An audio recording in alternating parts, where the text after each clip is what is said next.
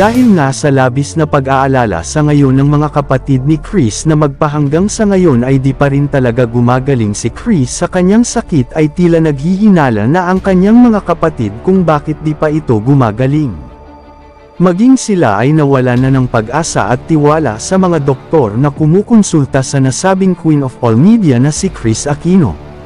May mga chika kasing isa sa di nagpapagaling kay Chris ay ang mga iniinom na mga gamot ni Chris na hindi na-inform ang mga kapatid nito kung para saan nga ba ang mga gamot na ipinapainom sa nasabing Queen of All Media. Naghinala tuloy sila na baka ang pagpapainom ng mga gamot kay Chris ang siyang unti-unting nagpapahina ng katawan ng nasabing Queen of Media kung baga ito ang lason na nagbibigay ng di pagkakagaling ni Chris sa kanyang sakit.